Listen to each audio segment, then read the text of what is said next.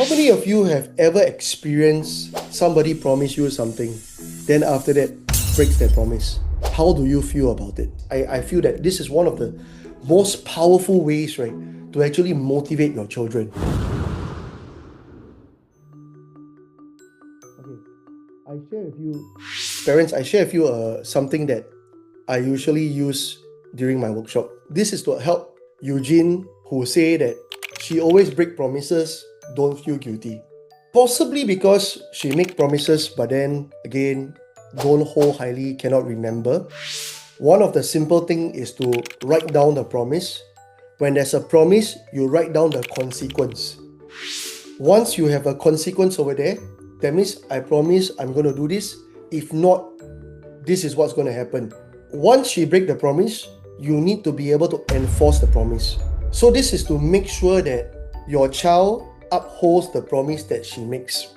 Next, parents, I go down, I share with you something that I usually do with your children, right? Sometimes I will ask this question.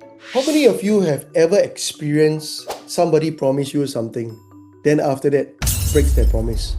How do you feel about it? So I ask children this question. How would you feel when somebody breaks a promise that they make to you? Then you know what your children will say. Okay, I ask you the same question, right? Parents, how would you feel? Okay, you're going to write down for me, parents. How would you feel when somebody makes a promise to you and then breaks the promise? How would you feel? Write it down. Very good. So I see all these answers over here. I feel sad, I feel mad, I feel sad, hurt, betrayed, lose trust, sad, disappointed, hurtful. Kanis, I guess it's a Filipino word, right? So the first step, right, is to get your children.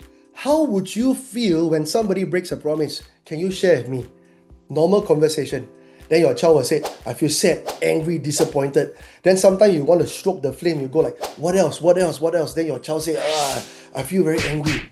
Then the next thing that I do with your children, right, is I say, so can you imagine every single time when you make a promise in your life that you're going to do something and you break the promise, how do you feel about yourself?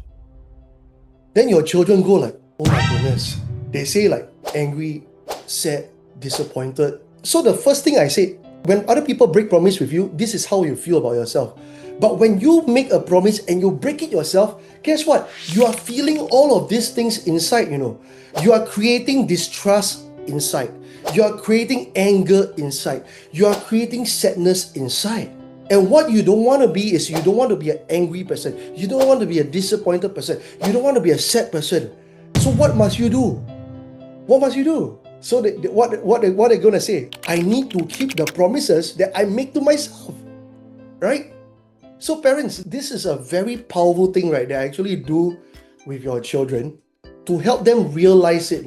When they feel it with other people, guess what? The same thing they are doing to themselves, they don't feel it yet. They don't feel it because all of these things is inside.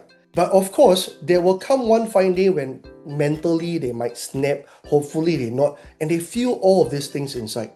And where does it come from? It comes from all these years of making promise but breaking it themselves. So it's important to say, when you make a promise to other people, fulfill it. But when you make a promise to yourself, you must fulfill it even more.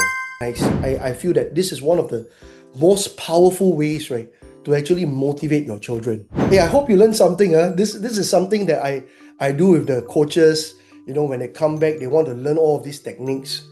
I share with them.